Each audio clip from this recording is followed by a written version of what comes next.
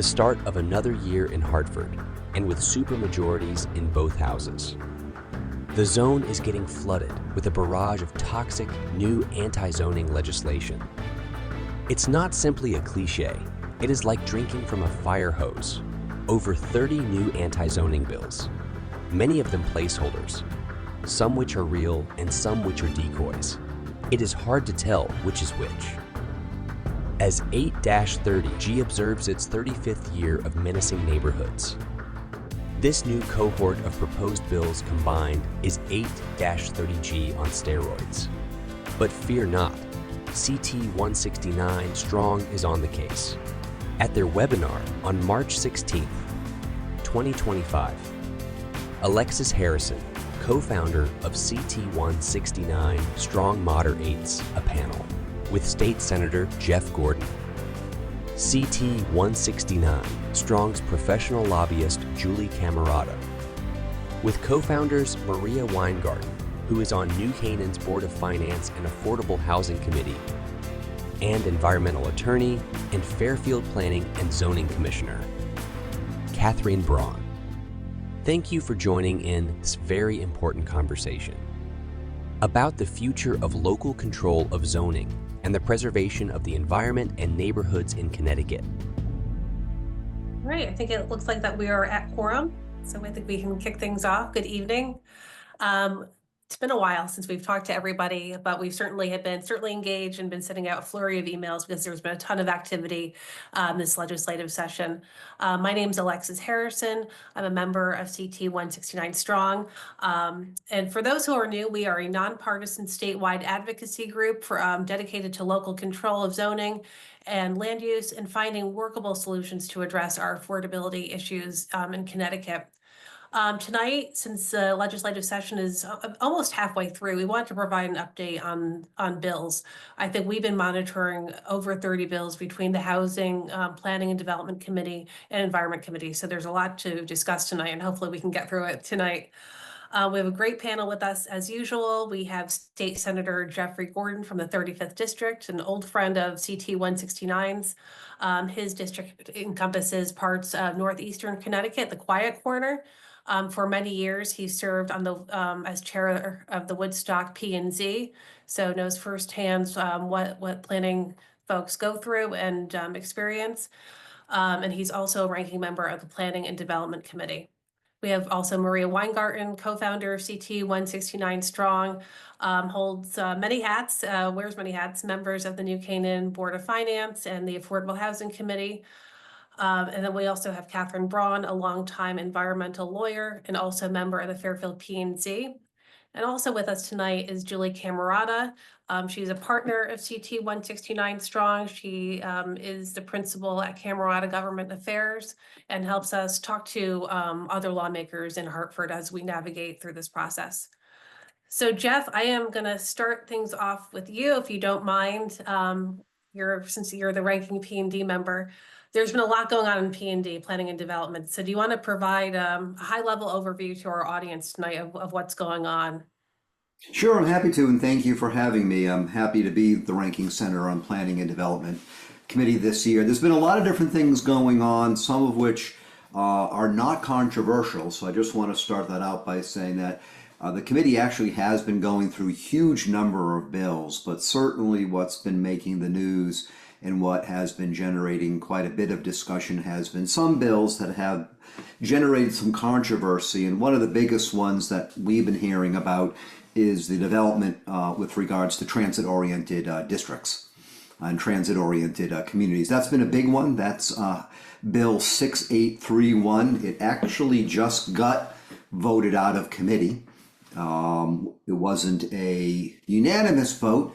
It did follow along party lines, but there was various discussion about that bill, and that one is out of committee, so to speak. So we'll see where that moves.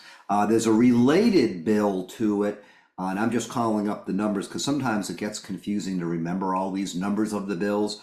But there is one here that's about trying to deal a similar way with regards to transit-oriented districts. That one also got voted upon And that one would create an increased amount of housing density within a certain radius of these transit-oriented districts. That's a different bill. I believe that's Senator Looney's bill, the Senate President Pro Tem, and that's separate from the other transit-oriented district bill, the 6831 bill. So it'll be interesting to see how both bills circulate and move, but certainly the big one, the 6831, is the big one to be watching what happens to that out of committee and when it hits the House and when it hits the Senate, and see if there's going to be any changes to it and what discussion that engenders. I expect there's going to be a lot of continued discussion behind the scenes and in the public, about that bill.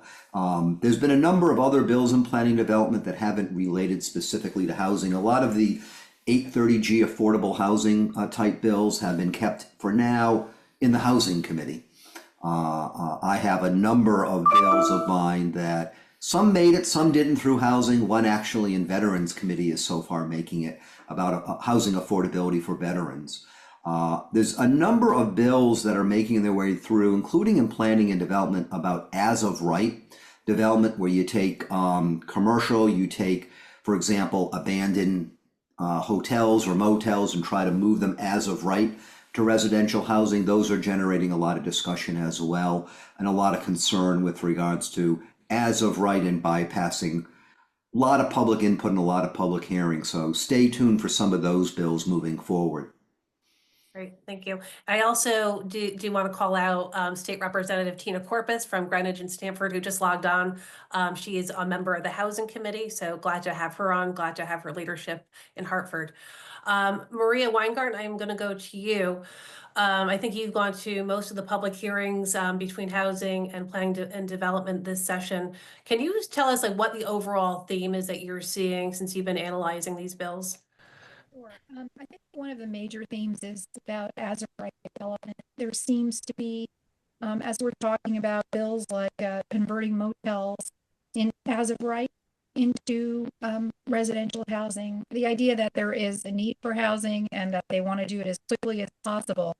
But I think we should probably all take a step back and just talk about as of right for a minute.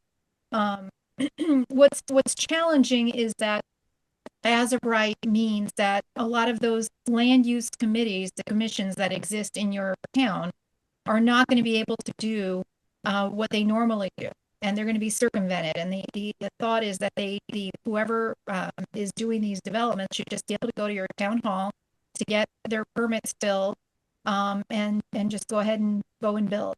Now, single family home on a larger lot is not the same thing as doing higher density development. There's different requirements. The building standards are a lot different. And there's a real question of environmental issue here, because really the concerns are when you're changing the use of something, you are going to be impacting one way or another your neighboring community. And so the question is, how does one voice their opinion or concerns, if there are any? They may know something because they live nearby. They understand something. It was a dry cleaner before, or it was a gas station before, and you might be concerned about some environmental issues. If you don't have those meetings, you don't have something to intervene into, and because that happens through these public hearings. So when you hear some of the housing advocates talk about, oh, there is a hearing, the hearing that they talk about has nothing to do with the site-specific project. It has to do with, in the beginning, when you try to do zoning in an area and you try to set up an area that would be for as of right development or whatever it is, you can have a meeting in your community and have people come and talk about those new policies that are going to be put in place in your community. That's the hearing that they're talking about. They're not talking about a site-specific hearing. So this is why we're very concerned, because again, one size policy doesn't fit all, even within a town, and definitely not in different communities. So we always have to be mindful of the impacts on our infrastructure, on our environment, and that's one of the main topics that we've seen. And then we've just seen a lot of retread. So the scary bills that are back, the Frankenstein bills that never seem to die. The bill, the 1313, is that builder's rush bill that was mentioned by Senator Gordon, where you can build as of right in that half acre up until you have a minimum overall average density. meaning the first developers in could build as much as they want. And could build higher things than maybe the next people in. And again, this is not structured, rational development. This is just, we call it a builder's rush. It's like a gold rush. And so it really is not what you expect from zoning, where you want predictability, where you want to have smart planned development. And you could run into a lot of risks with that. Another one is the fair share bill. It's interesting to note that the fair share bill was supposed to have the numbers, but we still don't have the numbers as far as I understand. So Can you just maybe step back and just describe what you mean by numbers to people who may not be familiar? You're right. So fair share passed phase 1, passed 2 years ago. And that was that there was going to be a study, and it was going to determine the need of housing in the entire state. And they would get back to us. And there was some delays in that. One of the consultants, something happened with that. And so a new consultant stepped in, and we still haven't seen the numbers, but the bill has already come out of committee. So I question the sound strategy to pass a bill out of committee when you don't even know what the numbers are, because when we saw what the numbers were in the prior years and the prior versions of these bills, it was so onerous that everybody backed away. It never, some of the time, didn't even get called because it was so onerous. Some of the reports that we've seen say that there are some indications that the numbers are going to be similar. There's some oddness that came out of the preliminary report that said that there really isn't a need. The middle income are not suffering, there's enough of that housing. There's a lack of high-end housing because people are living in homes that are more affordable to them than they need to be. And there's this tortured logic that if you had a home that was more expensive, that people would move to the more expensive home and leave the more affordable home, which, it may be a bridge too far on that one. The desegregate bill we talked about, there's the housing authority jurisdiction bill is back, where an outside housing authority can build anywhere outside their district. There's the church bill is back. The church bill where you can build sheds without water or sewer or any of those facilities, up to 8 of them, 8 sheds with electricity and heat and cooling on a church property. And they're calling it temporary, but it's only temporary to the person who's in there because they can't stay there for more than a year. There's nothing that says that those sheds are going away. I see that as sort of a bill of chaos, and that's really not a good solution. A lot of times for homelessness and all these things, and even for migrants, you would need wraparound services to deal with mental health, to deal with substance abuse, and all the other issues that come around. So there's a lot of those issues, but there's literally 30 bills. So we could be here for like one of those marathon sessions for 12 hours talking about all the bills, but they're on our website, so you can take a look at it. We've been updating for any of the language that's passed out of committee now that's been updated. So, we're watching it all. We're just watching and seeing as things are progressing. And we will keep you informed as we know. Yeah, and our website, and it's right up there, CT169Strong.org. And as Maria said, we've been updating these bills because new language actually does come in as with substitute language, they call it. So things do change, quite frankly, sometimes they actually get worse. And I'm on the local zoning commission here in Fairfield with Catherine Braun, and I can tell you, public voices, gosh, they are so important to our deliberations, because I often, call members of the public when they testify experts. They know their neighborhoods better than anybody. So, having bills that are getting rid of public voices is very, very just disappointing that our legislators would be doing that. And again, just for those who are in Fairfield County, a lot of these bills, these densities bills, such as fair share, that would be another mandate, another housing mandate on top of 830G. So 830G is not going away. These are just on top of 830G. So I just want to make that clear. And the percentage is more like 20%. 20%, which is staggering. Because we've been told by our own planning director here in Fairfield, we will never even reach that 10% threshold with 830G mandate. So yeah, a lot to discuss. Kathy, I do want to turn to you because you're our, environmentalist and, zoning commissioner as well. So I want to hear your perspective on what you've been observing this session as well. And so as an environmentalist, attorney practicing environmental law for 25 or 30 years. I've done a lot of environmental interventions, and I've also done a lot of public hearings with DEP and local boards, both conservation and zoning. I feel that the trend continues that we've seen for the last few years, which is silencing public voices, silencing commissioners, reducing the authority of commissioners. And your local commission knows your town the best, and they're accountable to you. And the local public knows the unique aspects of the neighborhood, whether it's flooding or traffic or wildlife or whatever. And every time you have a bill that reduces the ability to have public hearings or discretion of your zoning board, you are harming the environment.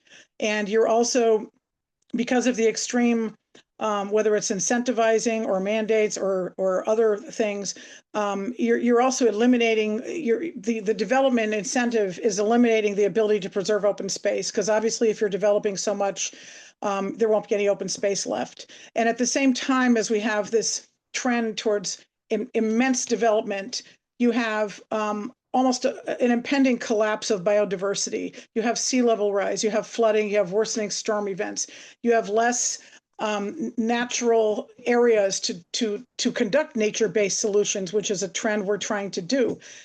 Forested areas and wetlands absorb a lot of carbon.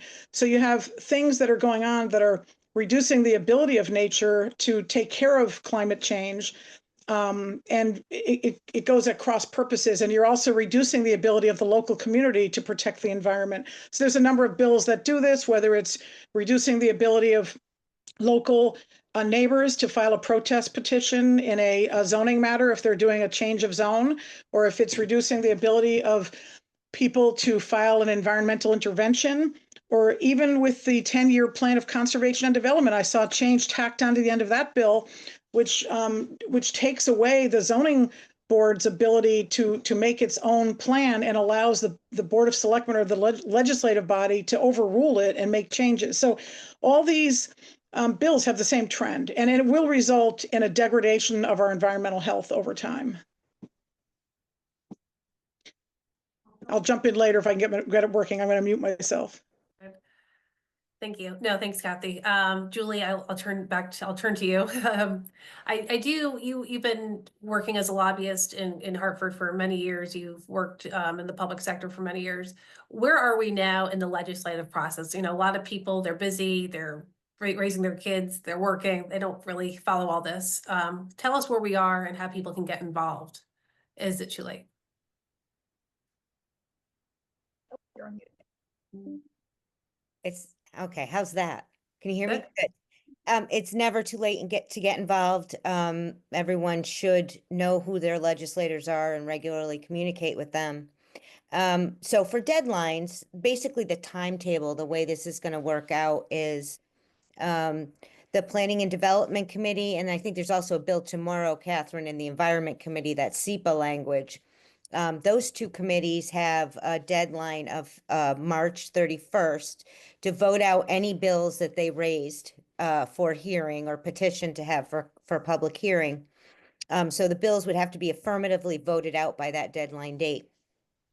The Housing Committee already passed their deadline date for affirmatively voting bills out. I'd be shocked if there were too many they didn't vote out. I mean, it was pages and pages and pages of bills that frankly all were either doing the same thing or most offensively were just placeholder bills with no real content in them that are then hijacked and used as vehicles on the floor. And it seems to be a strategy this year of the majority, more than I've seen in the past, to have 2 and 3 and 4 bills that can all encompass the same thing. So there's always a fail-safe that they could try to put language in as they basically every legislator comes under pressure. And this is something that folks should understand. As you move, it's kind of like sand in an hourglass, and it starts to pick up speed toward the very end. And it also picks up pressure at the end. So generally speaking, the legislature keeps all contentious bills till the end of the session after there's a budget agreement, which could be very difficult this year. We're waiting to see that as well, with so many pieces still outstanding and uncertain.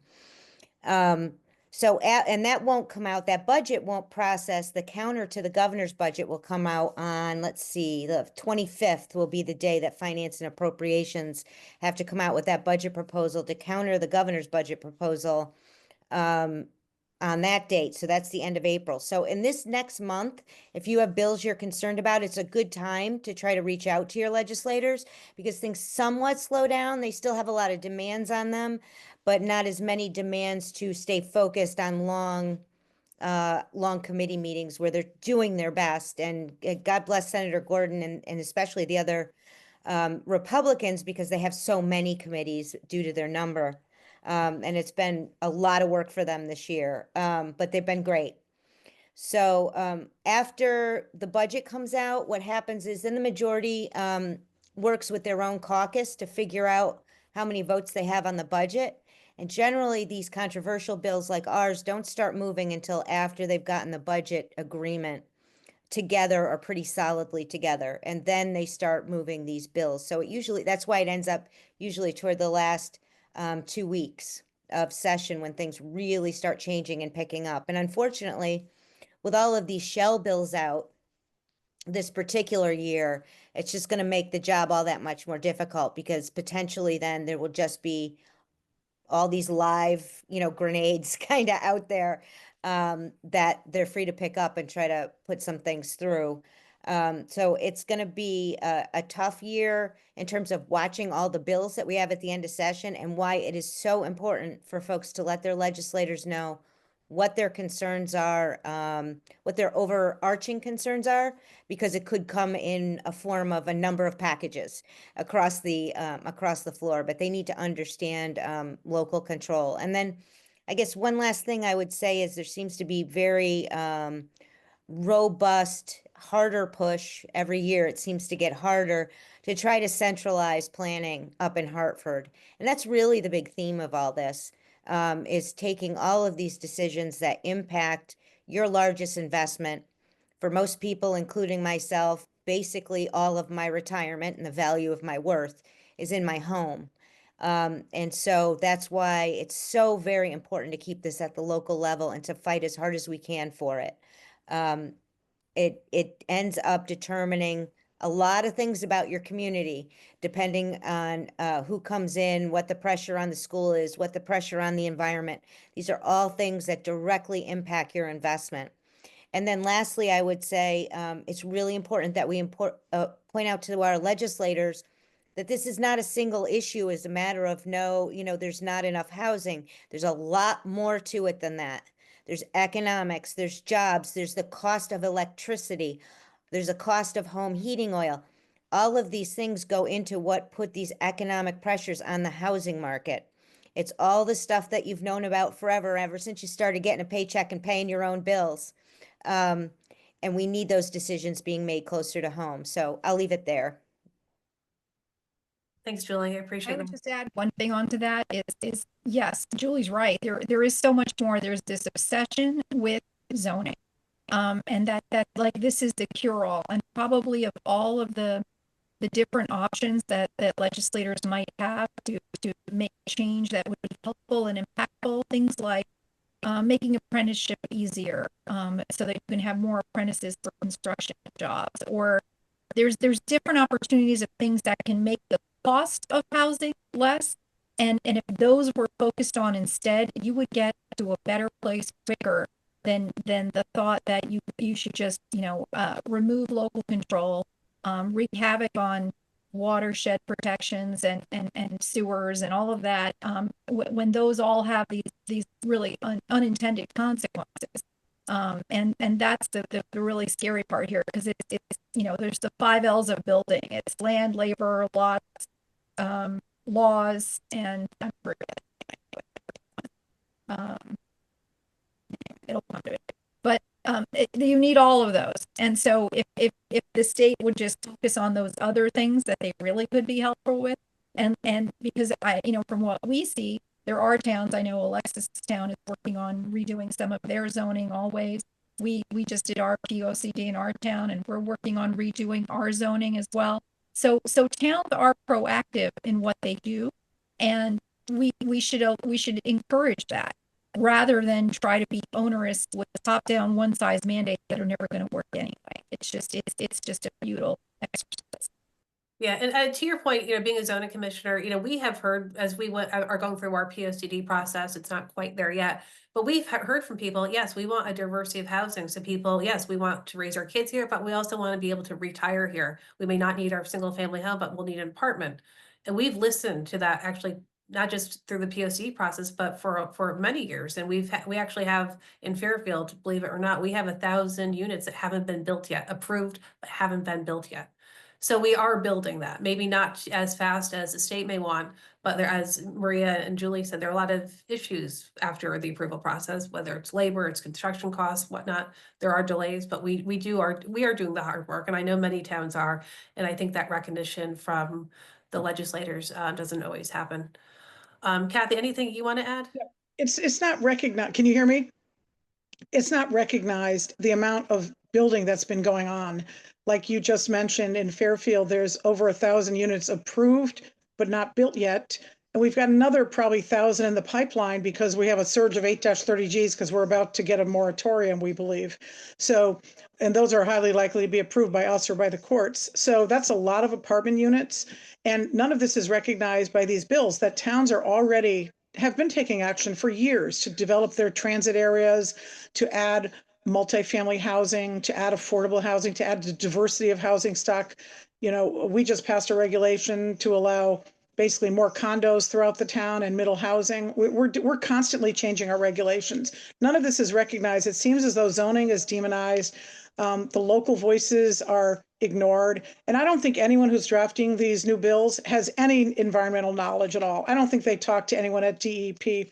They have one bill where they're basically saying, actually, that's the Work, Live, Ride bill that with the wetlands agency in your town, Conservation Commission in our town, they will work with zoning to figure out what the wetlands area is. That's not at all how the wetlands law is worded. The wetlands law gives the wetlands agency total jurisdictional control over what is a wetland and what can be built in a wetland. There's no conflation of those two issues. There should be nothing in a new zoning bill that has anything to do with what wetlands does. So I just don't think the knowledge has been put in there. I think there's a lot of sloppiness, but the big trend is to silence public voices, not let people show up at hearings. That as a zoning commissioner, every week people show up, they talk, they write letters, they bring experts, they hire lawyers. That will not be allowed if some of these bills pass. There will be as of right development, no chance to point out this property, this project is going to cause a problem. If there's no hearing, you can't do it. You also don't have a right of appeal.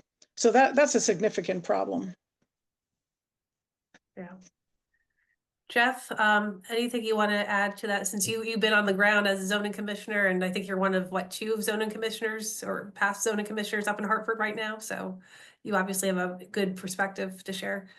Yeah, I mean, there's only a few legislators who actually have served on a planning and zoning commission. It so happens several of us are on planning and development committee for obvious reasons, but there's a huge misunderstanding, whether it's purposeful or just for lack of being informed, of a few things. One is, what actually is the role of the public? I've always been a proponent to give people opportunities to know what's going on, and you give them an opportunity to be heard. And that's what public hearings are. And I highlight to my colleagues that if we didn't think public hearings are necessary, then why do we spend days and days at length to have public hearings in the legislature? I mean, some of them literally can go on a day or more, as well I know, because we give people opportunities. And I try to remind people that there is nothing wrong from hearing from people about a development in their own town. That's actually what we want, because I truly believe that the people of Connecticut know best what's best for the towns in which they live. And each town and city is different from each other, and we have to take that into account. But there's this big disregard that the public doesn't know and just wants to say no, and that you have all these quote unquote uneducated people and quote unquote uneducated commissioners making decisions. But last I checked, none of these people saying that are calling state representatives and state senators quote unquote uneducated, when quite frankly we can't know everything in detail about every single trade and issue that's out there. We rely upon others to help us. And in fact, in public hearings, we learn a lot, including from various people who are experts in their field. So there's this big push to demonize public hearings and just say as of right. And the other aspect that is really worrisome, and I want to make certain people really are aware of this, is that it's being made out that as of right just magically makes things better. That if you write the regulations for zoning perfectly, which can never be, things change over time as well, I know, that this as of right just will happen and everything will be great. And you don't really need to have much in the way of public input because as of right just works. And that's a complete misconstruing of what as of right is. You also hear, and we've heard this on planning and development, that, well, as of right still requires following fire safety codes and public health regulations and building codes. And that's true, but that doesn't at all mean that you're doing what's right for proper zoning and proper decision making. So all of these as of right is really being pushed as a way to streamline and to lessen opposition to various land use applications. We see that also with wanting to make changes for some of the fundamental Connecticut environmental laws that are there. We've heard about SEPA and trying to make it more difficult to challenge things like that. I mean, this is why people in their own towns elect their town officials to represent them. And these elected officials are answerable to them. So why the legislature feels it knows better, it's just very unfortunate. We continue to see that drive. And really you hear some of these people talk as if that all the ills of the world are created because people are making decisions in their towns and cities. And that's not the case at all. And in fact, one of the things I highlight when you hear about that zoning is creating segregation, zoning is forcing people not to be able to move to where they, want to move. We have federal and state laws on the books for decades that ban, that enforce and go after discrimination for very good reasons.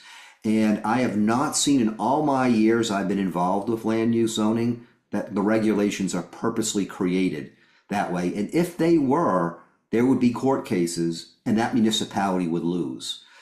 So none of that argument really holds up when you hear about it. And last but not least, one of the things that you don't see with these proponents, that they come out to all the towns. We hear the folks dealing with transit-oriented district that I think they've gone to 80, they tell me, towns and cities. Last I checked, there's 169, so they haven't even gone to half of them.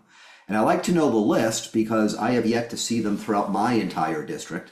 Of my 13 towns that I represent. So when you don't go out and speak with people who serve on these commissions, speak with the people on other boards and agencies in towns and see what's going on, you get a very skewed perspective of what's happening. And then all you're doing is looking at these reports on paper, not seeing the real world. And that's why we got to continue to push and educate as best as we can and counter these bad arguments.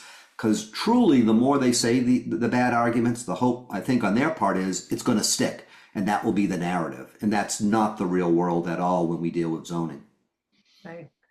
And I would say that's why we have CT169 Strong, because we are that voice for people. We are the only group really advocating for citizens. Obviously, we're lucky to have Senator Gordon up there and many others, but we're also doing that work. I want to just go back to interventions and SEPA. That's been brought up a few times tonight. Kathy or Maria, I don't know if you want to talk about it, but what is, and maybe you can just define what is an intervention for those who have not been involved in one. The environmental law, which is Title 22A, anything that starts with 22A has to do with the environment. 22A-19 allows you to file an intervention by basically anyone in the state, any human being, any nonprofit, any entity, into any administrative proceeding to raise environmental issues or historic preservation issues. And all you have to do is sign it before a notary, submit it, and it has to have specific enough allegations to show that it's within that agency's jurisdiction. And then that creates you as a party to that matter, to that proceeding. You also have a right to appeal. So it gives you a seat at the table. It gives you power. It gives you authority. You can put on a whole presentation. You can bring in experts. And it's the environment and environmental protection is not bound by boundaries, okay? Clean water, clean air, that has nothing to do with next door to where the development is. So the bill that's pending would limit anybody who can now, since 1971, anyone can file an intervention if you feel some proposal will harm the environment in some way. This bill would would only allow people who are basically abutting neighbors to file it, or an established nonprofit like a 501c3. And that's very difficult. The large established nonprofits, they don't get involved in small projects, okay, in a town. They usually do much larger ones. And abutting neighbors, that's you can sue your neighbor if they're flooding onto your property in nuisance. The purpose of environmental laws are to protect the public trust in our air and our water. And that is not confined to a small little geographic area. So that bill that's affecting the Connecticut Environmental Protection Act, also known as SEPA, is extremely dangerous. And I don't understand what the trend is right now after how many years? 54 years of having the Environmental Protection Act. Why is the Environment Committee putting out something that will completely defang it and make it unable to be used by anyone when it was the Environment Committee that proposed it to begin with 54 years ago? I don't comprehend why anyone would propose that. We look to our Environment Committee to protect our environment. That's just one example. There are other examples. All these bills that would create central planning and not allow local decision making will harm the environment, because land is local. You can't move it, and it's affected by development activity that takes place. Just one other quick example: we need bigger buffers around our coastal areas. We've been told by DEP that the tidal wetlands, which protect us from flooding with climate change, they will literally drown as the sea level rises unless they have landward areas to migrate to. But we keep allowing development within 25, 30, 40 feet. They're all going to disappear, and they won't be there to protect us. So that's just another example of why we need more open space and more protection. And it's local. The local people know. Catherine, we just as a quick follow-up before we move to another topic. Someone is asking, Tina, are the proceedings that you're referring to, are they administrative hearings? And then please confirm if violation SEPA protects against our actions by state agency, not other citizens. And these questions are in the chat if you want to reference them. Happy to An review them. administrative proceeding is anything. It could be before a board or it could be in a court case. Right now, anybody for the last 54 years can file. I've done them. I've been doing them for 25 years. So if somebody wants more detailed explanation, please give my email address. I'll be glad to give them some advice, but it's a little too complicated, for this. But anybody could file one. You can get involved in a court case. You can get involved in a wetlands case the next town over, or the DEP. It's there because there's a public trust in our natural resources, and we want people in our community to raise these issues, and we should not be clamping down on that and making it more difficult. And I know we have a question here referencing some data that a person did here about the appraisal of homes and deed restrictions. Jeff, do you want to tackle that one? Sure, yes. One of the problems with the efforts by the state for affordable housing is, and that's called, referencing basically the statute 830G, and that's why it's given that moniker, is that it hasn't been working the way it was intended to work after many decades. And there seems to be this massive reluctance to want to really realistically take a look and say, if it's not working, we need to change it. I actually submitted a lot of bills to the Housing Committee to say we shouldn't be doing mandates. We should be giving towns and cities a menu of options to choose from that they feel works, and recognize what they're doing for what I call affordability, not the very strict criteria that define 830G. And for a lot of small towns, for example, they come nowhere close to meeting the artificial state threshold or the goal, because if you don't have enough public infrastructure, public transportation, public water, even jobs, then there's no way you can build a lot of 830G affordable housing, because it's not going to work at all. If it did, developers would certainly do that, and they understand the limitations. The real thing you need to do is take a look at what towns are doing, what's being built naturally, and what towns can do on their own, especially then with state help if the state is smart. And I have some bills trying to encourage the state to be smart with investment, to do housing affordability. And that gets into a much bigger picture of folks who do not qualify for, let's say, low income, but are financially under hardship. We see that with the United Way ALICE data, the Asset Limited Income Challenge Employed data. Those are folks who could really benefit. A lot of them are actually working families that make just enough that they don't qualify for certain deed restrictions, for example. But towns do things to be of help for them and get zero credit from the state.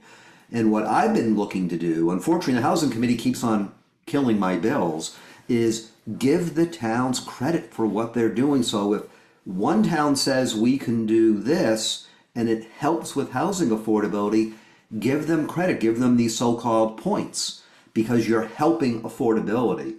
And the other aspect, and I know Maria had touched upon this, is overall, when you're talking about affordability of housing, you got to think about what is making this state so massively unaffordable that people have less money to spend on housing or to move. Let's say when they start a family and need a bigger house, what's limiting them doing that? It's because the money coming out of their paychecks and what they have to spend otherwise is leaving them with little money to do everything else. That gets into taxes, electricity, energy costs, everything else that is really unaffordable in the state. And that's one of the things why on planning, development, and housing committees, you got to break them away from their silos, just focusing only saying, well, if we pass this law, it's going to make things better, when everything else is so massively expensive, including costs of construction materials, labor, buying land in certain parts of the state. These are all things that get factored in, and some of them the state doesn't have control over,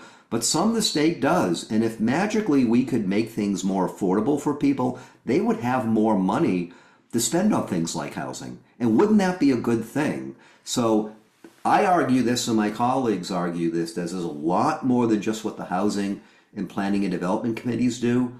And we got to really keep reminding people of that, because if we can drive those other issues, you're going to see more natural, or more people being able to afford the quote unquote natural housing that's affordable for them, because it's out there. We just need to make certain that they can then be able to take, the opportunities and the advantage of it. Yeah, and we have a few questions in the chat, and I promised to get to all of them.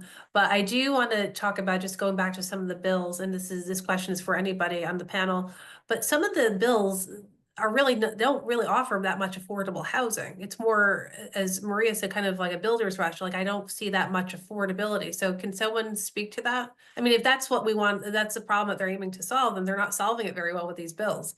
So I'd love for someone to take that on. Well, You're right. And there's not a lot of affordability in the bill. And then we're even hearing that there's talk about reducing the amount of affordability that was in the bill that they passed out of committee.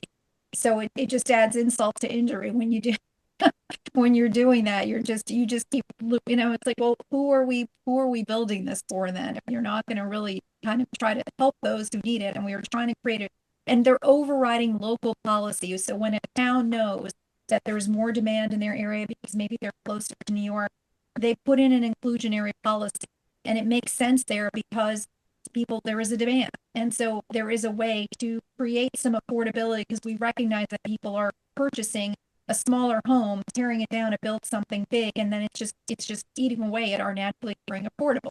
So this is a way to counter that a little bit when you can create some affordable on the side.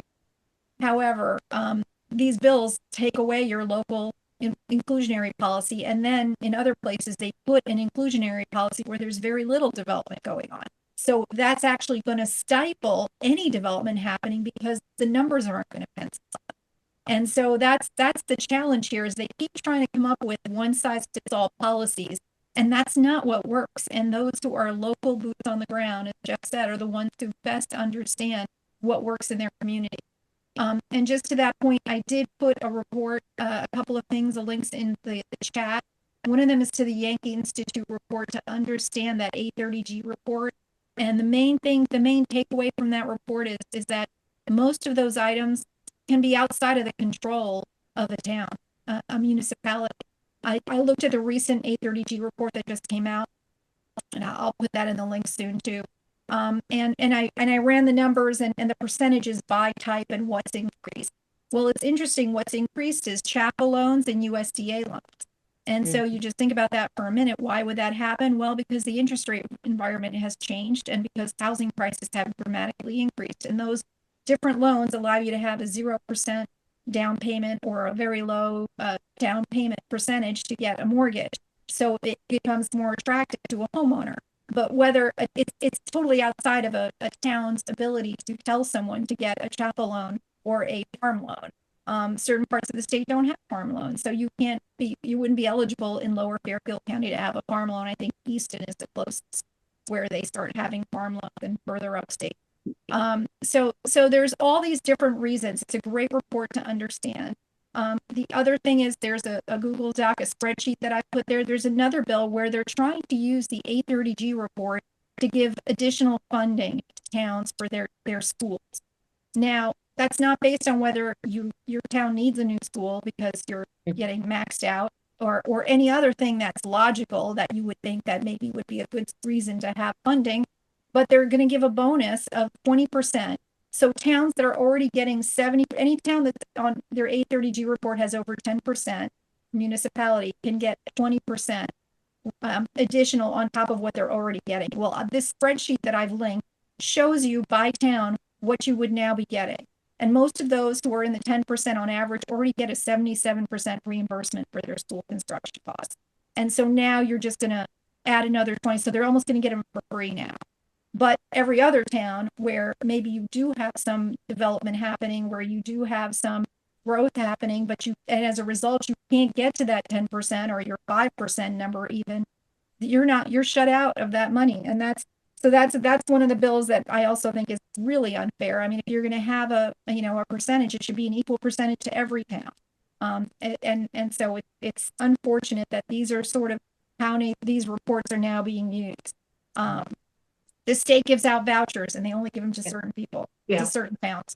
So there's a number of issues too that make me think it's very schizophrenic in terms of policy, because while we're making the things easier for these large developers to put in large developments, we're also pretty much squeezing any of the mom and pops out of being landlords. And that's not really the topic for this, but if you want to look at it in the bigger picture as to how we're trying to keep and develop and maintain affordable housing, the state is basically, it's all over the place to the point where you can't undo this knot. It's quite a Rubik's Cube when you put it together because the policies aren't even pointing in the same direction. You're right. It's limiting to a 1-month security deposit. There's just cause eviction legislation.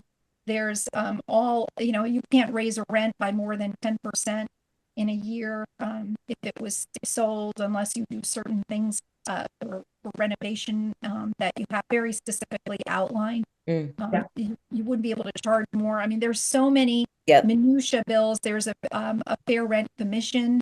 They're now going to force on every municipality, and you're right. So you think about the home ownership is what really leads to generational wealth, and we always felt that's true.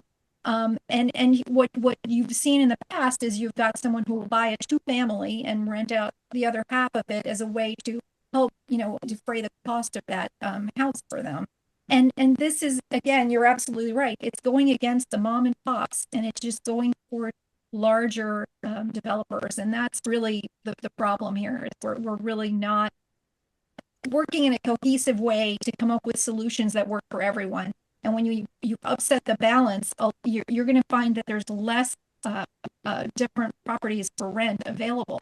So you're actually diminishing the amount of year-round rentals that are going to be available. And people are going to say, I'm going to just do a VRBO because it's safer. I don't have to worry about kicking someone out and what's going to happen and all of these different rules that I'm now subject to. Yeah, I do want to go back to Work, Live, Ride, the Desegregate Connecticut bill. Desegregate Connecticut is, I guess, a developer advocacy group out of RPA. I guess some issues with this bill in particular is the affordability issue. One, I think I think the bill allows as of right 9 plexes, but no affordability requirement.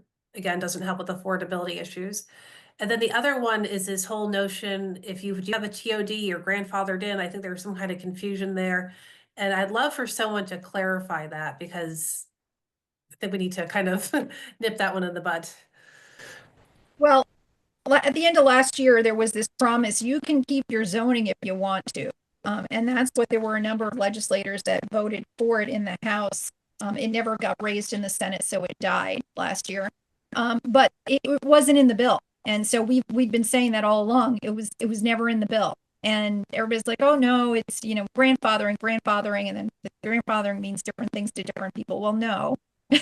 We heard what the discussion was about grandfathering at the end of that session last year. And now in the bill, the version of the bill that came out, there is language that says that if you are an existing TOD before 10/1/2025, you can become a transit-oriented community, and you could, if the secretary determines that you've complied. So that's I don't know that I'd call that being grandfathered. That's not you get to keep your zoning. So it still, to me, is a real question of what is the parameters of how that's determined, and also is there going to be unequal treatment for some towns versus others, and there's no objective criteria there. So I think it's buyer beware on that. For sure. And that's an extremely important point, because if you really look at the details of that bill, and I have pages of notes going through the bill line by line, every page, it gives unbelievable unilateral discretion to Office of Policy and Management to be making these decisions without any real consistency in the bill, other than the good faith and credit, so to speak, of what OPM might do. And I'm not saying anything bad about OPM, but when you're giving that delegated authority and responsibility to an agency, it behooves us as a legislature to make certain we're very, very clear in the bill what it is we want to use as criteria. And it's not really in there to the degree that would make people comfortable. One other aspect I just want to quickly mention about that bill is there will be many communities that will have certain state discretionary grants deprioritized. Now, I know I'm not supposed to use that word because I'm told that term isn't in the bill, but when you give extra priority to one group of towns, by that very act, you're deprioritizing other towns. That's just the way it is.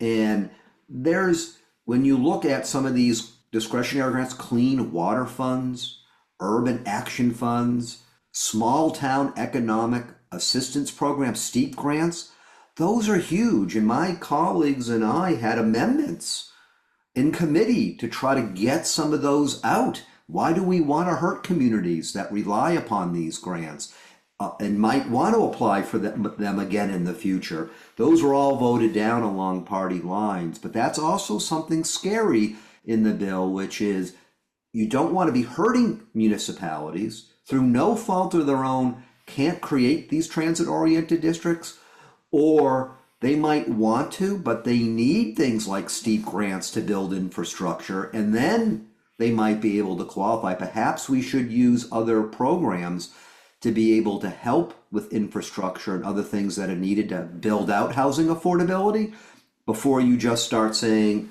well, those who are doing what we want get prioritized and the others, well, basically you're deprioritized. And that's not a good message to send. And that's one of the things that I'm working to see. What can we do to change that? We should actually be helping municipalities and partnering with them.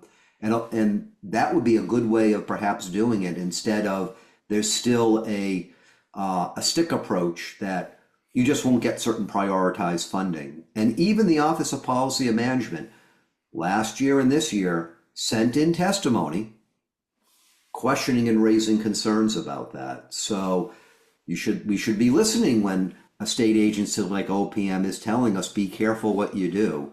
But again, there seems to be a big rush and a big push that if we pass some of these bills, magically we've solved the housing affordability issue. And the real world doesn't work that way. Well, especially when they're trying to say, they're trying to give your agency more power and your agency doesn't want it. That Yes. should be a big red felt. flag. But That's a the very other good point, because usually agencies want more, and I can tell power, you, being yeah, on the appropriations committee my third year, right, we get those requests all the time. Well, if yep, only we got more, imagine what we right, can do. But you're right. right, it is something you highlight when an agency says, wait a minute here, we're not certain we want that. I also feel like this is somewhat of something we've seen over the last few years, which is almost like an isolating and othering those towns that are not going to fall in line. And I think that is a very, very bad and dangerous way to make public policy. And I just say that as an overarching approach to a lot of these issues. I feel it's the same way with smaller landlords. They're trying to isolate and other them. Well, what's the reason for that? Because it's not about preserving the housing. Is it that you would prefer someone else own the housing? And is that your role as government? So there's a lot of implications to the bills that are being put forward and the approach they're taking to push them forward. Yeah, someone is asking, one of our viewers, if work, live, ride, for example, did pass, both chambers, I guess, would Governor Lamont be able to veto it? Sure, he could veto any bill he wishes. If he, I mean, he vetoed when he came back from India a bill that was passed, an emergency certification bill to give $40 million of extra funding this fiscal year for excess costs of special education. Any bill can be subject to the governor's veto. The issue is what political negotiations will there be not to veto. You know, many times various bills are taken up to say, well, if you veto something, you know, you're not going to get X, Y, and Z. And of course, we have the big budget that's being negotiated and worked on through this session. So, yeah, any bill People need to understand it's I not doubt he will. it's never an isolated discussion. These bills are never an isolated discussion. So you have to understand and that's one of the hardest things I find that clients have a really difficult time grasping. It's like, I know that's the right issue, but you have to understand there's a larger picture at play. For example, DEP, that's not good for the environment. They wouldn't want it. But guess what? They need to get 12 other bills through that are jamming up their agency in other ways. And so these deals are made. And that's why it's so important to speak up on the very bad stuff. No, absolutely. And we're all mindful of that as legislators. I had 105 bills submitted this session that, you know, what happens to my bills if, you know, if I push on this or don't push on that. There's all of that give and take. And when you're heading towards the end of the session and you're trying to get a lot of bills put onto a consent calendar, trying to get a lot of bills moving on a calendar of the House and the Senate and aligned, there's huge amounts of negotiation that go on, and sometimes you run out of time. The big thing is for people to know what's going on, and that's why I want to thank CT169Strong. You guys continue to let people know what's happening. I love reading through all your detailed summaries, and then let them know when things are happening. Because sometimes things happen very fast, and when you don't expect it, or in the middle of the night, and we have to be prepared. So I hope people continue to let their senators and reps know what they think. Yeah, thank you. And I would say, do not wait for your legislator to tell you about these bills. I subscribe to all three of our state reps newsletters. I haven't heard one thing about zoning this session, so do not wait for them to tell you. They may not. So they may have other priorities. They may not be focused on it for whatever reason. So make sure you contact them. You know, they're elected by us. I do want to move to another question from a P&Z commissioner from Darien, Jamie. So he's obviously been watching the deliberations, but he's unsure about the size requirements and how that would be determined for the TOD districts. I don't know if anyone can answer that. I don't think that's been in the language. We can't answer that because, you know, anybody who signs up for that. What is the question? Oh, yeah, it's in the chat. He's wondering if we would know about the size requirements for the TOD districts. So we're talking about the work, live, ride bill. So it's not set. You know, it's vague. That's really the issue. So you're not certain as to what direction it's going to go in. And you know, but we do have some indication of what those numbers were in prior years, and they were onerous, and that's why the bills haven't moved. So generally, when the bill doesn't move, when they're telling you what it is, they then stop telling you what it is so that they can pass the bill. And Jamie is a she, I said he, I apologize, it's Jamie is a she. And you know what, and there was another question about tiny homes, and I just wanted to mention on that, there was a bill that came up about tiny homes, and there was discussion that they said that it costs, they can do for about 20,000. However, that is not including of your plumbing and your sewer ups and all of that, and if it's on septic, the smallest septic currently by law is a 3-bedroom. So a tiny, there are these costs that make even a tiny home not so affordable. And so all of these things, I think, even when you're trying to hook up to it, and the thought is, and it was interesting because Justin Elliker spoke on this because it was something they looked into in New Mayor of Haven. New Haven. And Yeah. he's the mayor of New Haven, and he said that they were not affordable, like in terms of the cost per unit and the amount of land it takes up. It sort of is inefficient, that you're almost better off with a housing unit because depending on where you are. Now, it could work somewhere out in the country if you have some land, it's more affordable. But again, these things, you have to start adding in all those extra layers of costs to get your hookups and everything, or your septic and your well. And once you start adding those numbers in, it's not as cheap as it seems. So it's just something to keep in mind. We're all learning as we go. Yeah. And I guess one other question that, I know a lot of folks, I think on this call, they're very familiar with 830G. So I guess if we're going to get all these other bills that are being considered that are so-called bringing affordability, which they really don't, what happens to 830G? Well, 830G stays. Yeah. Yeah, I mean, it's amazing all the times that one points out the failings of 830G, and not to get rid of it, but to reform it, rework it, and in fact, modernize it, I think is the best word, given how old the law is, and it hasn't really been now more and more being recognized it hasn't met its intended goal, and we need to change it to make it better. It stays there. There isn't anything that's being looked at to get rid of it. In fact, there seems to be this fascination with wanting to keep it and somehow force municipalities more and more to adhere to it or get punished, even though there are efforts to see what else to do. Doesn't make any sense. It's fine to keep 830G if you want to, but we got to go beyond that. And that's why myself and others have bills. Actually, I think I had a lot of bills this year targeting housing affordability, beyond 830G, and to see what we can do in that regard. But right now, there isn't anything that is looking to get rid of 830G. That's going to still, be there, and we're still going to have to wrestle with the fact that it's just not meeting what its intended goal is. And be honest with you, a lot of the proponents of some of these other bills, they really don't want to have much discussion about 830G. It seems that some of these other things will be better,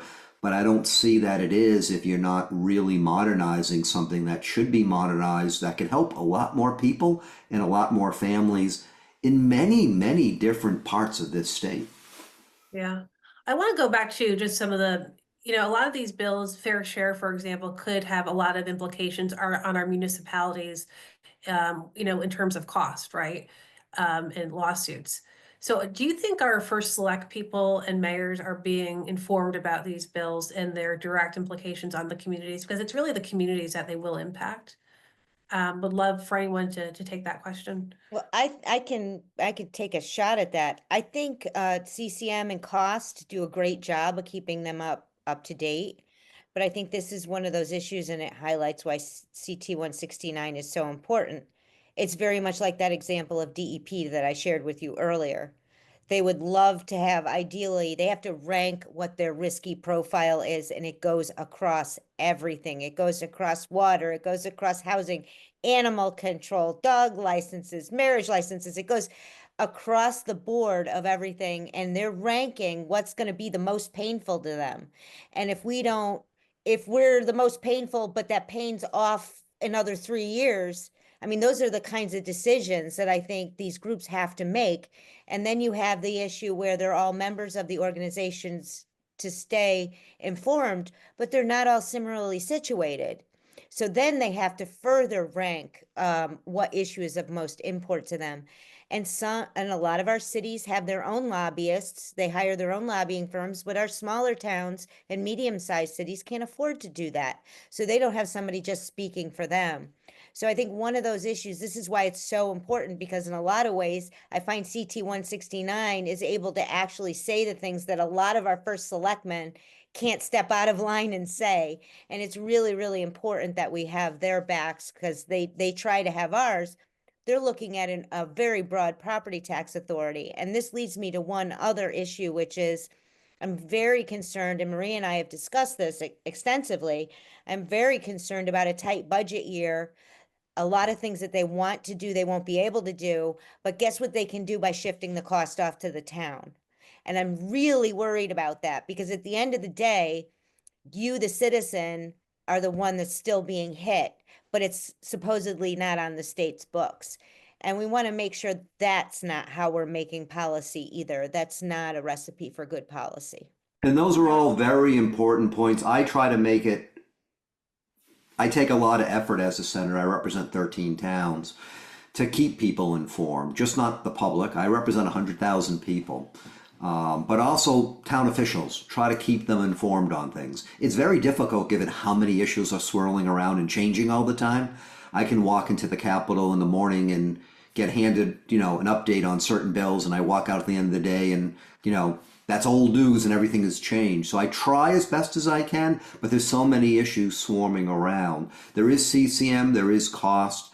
But the work that you're doing with CT169 Strong gives information out, and it's a ready resource, because the easier that town elected officials can get information, that makes it better for them, because for them to be watching over what happens at the state while they're dealing with the municipality in real time is difficult. I understand that. But the more that we can get them the information they need, and then hear back from them their concerns and ideas, that makes a big difference. I can tell you, I do cite my towns a lot as far as when I'm speaking on different bills or working behind the scenes about, this is the impact of some of this stuff. And I've had discussions with town officials and the concerns they've had and some of the ideas they've raised. So there's always that good crosstalk as much as we can, but we have to be able to give it to them in an easy, digestible form, because they just won't have time to read big report after big report. And that's the problem with the state. The state just sends them all these big documents. They just don't have the time to read it through in that minute, while we at the state level are making decisions while we're in session. Yeah, and I would say just a quick plug for CT169 Strong. We are all volunteers. We don't get paid. We do this out of the love for our communities and for our state. We do work with Julie Camerata, who does get paid, and we would love to pay her. And if you'd like to donate to us, we would greatly appreciate it. If you go to our website, CT169Strong.org, there is a donate button. So anything helps, everything and anything. Go ahead, Maria. Sorry. To add that the A30G report, the 2024 report came out. And so what I did was I pulled it down. The report doesn't give you a breakout of the percentages for each of the categories. And so I did that on my spreadsheet. And I also did an analysis of where the numbers are and where the variances are and like where the increases happen. So like if you look at it, you scroll down to the bottom of the report all the way on the right, you'll see how the SHAPA numbers, those specific loans increased, that there were more money that went to subsidized loans from the state, grants and things like that, the low-income housing tax. But you'll also see that the A30G, back to the point of A30G, is that is the smallest number by far. And I think it increased 159, that's it, units of deed restricted, year over year total. So that is not moving the needle. So it's time to start to recognize that we need better answers, better solutions, and the numbers don't lie. So I think it's time to start paying attention to them. And you can look at your town and see where the percentages fall out for your town. And it's an interesting exercise. So, and it's one that hasn't really been looked at before. So it's worth doing. One thing I just want to add is people proponents of some of these bills keep on saying, well, you guys are opposed, you're opposed to affordable housing, and that's so far from the truth. None of us are opposed to affordable housing, housing affordability. We just want to make certain it's done right with everybody's input, respecting each town and city, and respecting the rights of people to have local decision making about what goes on in their own communities. There's a better way to do it, and there's a way to partner and do it better, and that's what I know CT169 advocates for. I and my colleagues advocate for that. So I just want to make certain that the narrative we hear that, you know, we're opposed and we're just saying no is far from true. We're actually showing things that can be done better. But when those who are proponents of some of these bills don't want to listen and ignore what I think is common sense, I think that sends a message on their part. So I just want to, you know, highlight that this is actually positive, proactive work. It's just not saying no and leaving it at that. There's a lot that goes in to advocating to make things better in this state, and it takes a lot of time and resources, but it's a good fight to be involved with, because imagine all these different ideas, if we can get them to work, if the state and the legislature enacts them, a lot of good can be done for people all around, and getting away from some of these restrictive 830G models that just don't fully work. Yeah, absolutely. We had another question, I think, about 830G. Anyway, no, I think that was answered, but I guess someone is asking, who is pushing these developer or these bills? Is it developers from New York? I guess who are the proponents behind the bills? Probably, I imagine that it varies. Yeah, I mean, we've seen that there's a lot of interconnectedness. There was, you know, you really go down the spiral here, but, you know, there's a housing authority, the New Haven Housing Authority chair was also part of a charity. She ran a charity called Melville Trust, and that gives to a lot of different organizations, and they do some good things, but a lot of it also is meant to change political and public will. And that's what they were there for. So they were giving money to CPTV, to Connecticut Mirror, to NPR, to run stories, to run these special interest stories with a one-sided agenda. And, you know, so you've got that. You've got Open Communities Alliance, where it was originally funded by Soros, Open Societies. And so that, or I guess Desegregate as well, was funded originally by Open Society. And then it got became a program of Regional Plant Association. So they're all, and there's a lot of people on their board who are within that development sphere, big money development sphere. So it seems like, you know, if you dig a little bit, there might be, no pun intended, but if you might just find that there are some developers who are, you know, it's all about lining the pockets of developers, and it's not about really figuring out affordability, coming up with good solutions that'll make it better for everyone, and don't overburden our municipalities that may lack the infrastructure. It's not about a reasoned solution. It's just about pushing a mandate, an onerous mandate. Thank you. And then we do have a request, Maria, for your spreadsheet, I believe on 830G. If we could, it's in the chat. If we could get that to Arnold, that would be great. Yeah, well, the spreadsheet, I linked it over here. Oh, you did? Okay. Yeah, it's up above. Oh, I'm sorry, I didn't see that. Okay. It's a Google Doc. It's in Okay. there. Great. Yep. And, you know, and there isn't one more bill I didn't mention that didn't really come up. There was the homeless bill on public lands, which was going back to Julie's comment about being an unfunded mandate. It basically stated that if you want to move, you can't move someone off of a public land unless they and or their possessions. So that could be a park, that could be anywhere, as long as they're not obstructing an area. If they're doing their life, if they're eating or whatever, you cannot have them moved unless you have a separate place within your municipality to house them. So to me, that reads as an unfunded mandate to create housing. So, you know, again, it's, you know, and I think it arose from issues in other states where there was a Supreme Court case, but, you know, we should remember that Connecticut is 50th in the nation in terms of chronic homelessness, which is we're the best. Unfortunately, you don't want any homelessness, and you want to make sure you deliver the services you need, and they have to be wraparound services, as mentioned earlier. But it's important to recognize that we are doing a good job with that. And I guess depending on what's happened on a national level, that maybe the migrant population may not be as large as it has been, the influx has been, and so that maybe our numbers may start going down a little bit again in that respect. So I think we have to sort of look forward as well and not just react to everything that's happening and make sure that our policies are thoughtful. And the only other thing I'll add is the one interesting thing in the last public hearing I had, I attended with public health in the housing committee. They didn't want to talk about hypotheticals. I don't want to talk about hypotheticals. And I started thinking about that. I was like, that's the most important thing that all of you legislators do, is think about looking around the corner and figuring out, like, what are the unintended consequences? What are we doing? Who does this help? Is it a positive for everybody? Are there winners and losers? That's what I think thoughtful policy should be. Mhm. So the idea that you're not going to consider the hypotheticals, I thought it was an interesting way to frame the discussion, to like shut everything down, because it's such an important part of what you guys all do up there, I believe.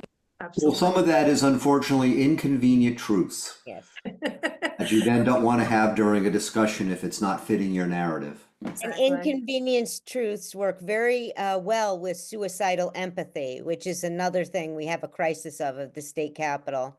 I think there's just a belief that very bad policies that have never worked, somehow you're heartless if you don't pretend not to see the pitfalls that are out there. It's almost an active denial as to the rational pitfalls that come with some of these issues. And that last bill, I think, is a great example of trying to take a very elementary approach, but not seeing the really massive unintended consequences that come with it. And at the end of the day, you're not helping anyone. Yeah, it is. We are almost at time, but I want to be sensitive to people's schedules tonight. Any last words before we close from the panel? I have a question. I have a comment.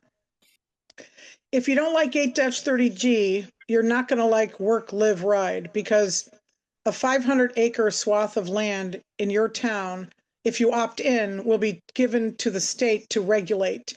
Regulations can be passed, but they must follow state guidelines. We don't even know what they are yet.